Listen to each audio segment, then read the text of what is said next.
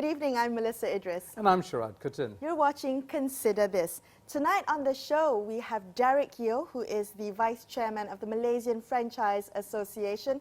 He's also the champion for the Retail and F&B Productivity Nexus for the Malaysia Productivity Corporation. Deric, welcome to the show. It's a pleasure to have you. Hello. Thank you for having me. All right, so tonight we're going to be discussing the idea of how to transform our F&B and our retail subsectors, which is really important for Malaysia to remain as an attractive tourist destination, especially given Visit Malaysia 2020 is coming up. Now, let's talk about the current landscape, Deric. I mean, how would you benchmark our current retail and F&B subsector right now? What needs to improve? How would you diagnose the problem?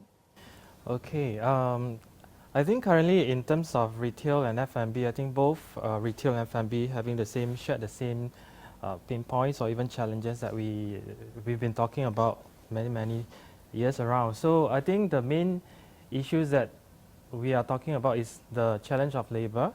We're having the shortage of labor in terms of having them to work in the F&B and even retail industries. The industry has been seen by this group of people saying that this is not a very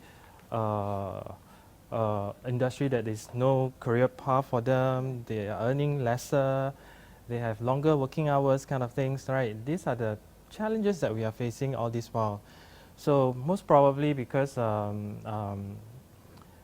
this sector is the one that is dealing directly with the consumers out there, the customers, yes. The front line, what we call as front line. So like it or not, they will have to face some kind of stress level in terms of facing different types of behaviors of customers. So these are the major challenges that we are facing at the moment. What about, so labor is a big issue, and we all know this, and there's a lot of discussion about migrant labor, especially in the involvement in F&B. But what about the other side of it, which has to do with the industry itself? How much is the industry keeping up with challenges that are happening globally, involvement in sort of innovation? How much of that is happening? Do we see real creative thinking happening in our F&B sector that might be emulated by others? Right. So I think one of the moving forward plan that a lot of our small and medium retailers or F&B are doing is trying to go into the digital platform or the e-commerce platform. So I think everyone is on delivery service now, which is one of the very small part of digitalizations of what we call, right? So that is just a small part. But then a lot of times when we talk about labor issues, a lot of companies are trying to go into digital kind of ordering, mobile ordering.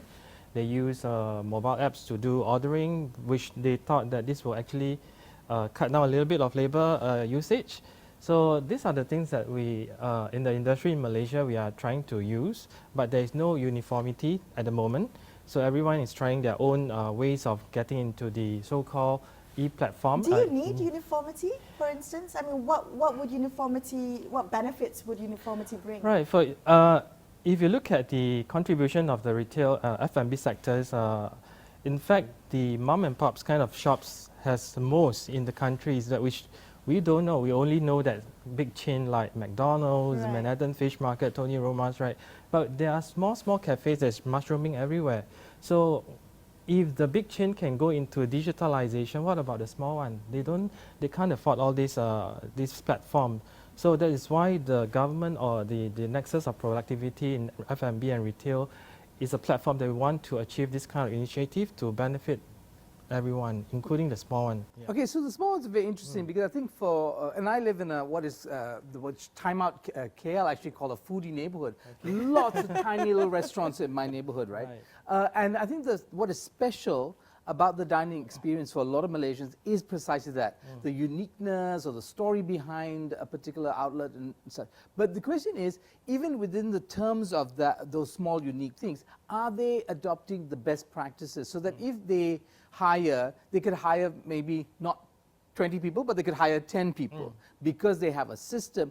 Is there any way to educate and, it seems like a lot of people who want to be restaurateurs, but they don't necessarily have the skills. Right. I mean, you know, they just have a wonderful idea or a passion. Yes, you got the point there where actually there's a lot of small restaurants mushrooming everywhere, but then whether they can sustain the business or not, that's another question. So normally we can see that they can be there for about 1-2 years, but at the end of the day you can see that the particular lot has changed to another brand. So this is the talk about the sustainability of the business. So what you mentioned is correct, because when we talk about moving into digitalizations, not everyone can do that for now, because when there is a gap, if everything is being digitalized, we still need a human touch in certain point, certain particular transaction or certain times where we need to have some explanations with some human. So how do we guide? The question is, how do we train or upskill the current labor force to help into digitalizations? We are looking at two different parts. We want digitalization, yes, we are doing that, but what about upskilling these people there who is in the labor force now to be able to use the digital platform?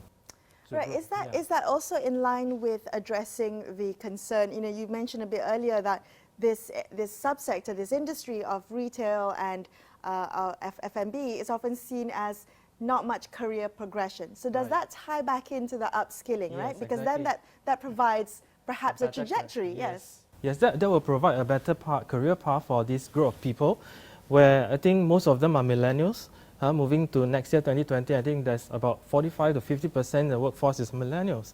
So they are the one who like to be seen that I am part of the business. I want to be seen, I want to be engaged, kind of decision making. So when we try to upskill them or uplift them in terms of getting the knowledge of digital or IT per se, then they can actually stay in the business for longer, and then we can actually produce more entrepreneurs in terms of restaurants or F&B businesses. So the initiatives in terms of Nexus is to provide this kind of platform to help this industry to have more people, more labor force, labor mobility in terms of IT literate kind of people, Right. to move the industry forward. Would you say it's very expensive? We talked a little bit about, you know, some of the mom and pop shops possibly can't afford to digitize. Is it an expensive endeavor to, you know, to get on perhaps these kind of tech platforms? It is very expensive because if you are doing it on your own, you have your own specific needs in terms of questions that you want to ask the customers, because you have different products. Tony Roma's kind of steakhouse is different from McDonald's, is different from hawker center. So they have different types of customer groupings, and the expectation is different.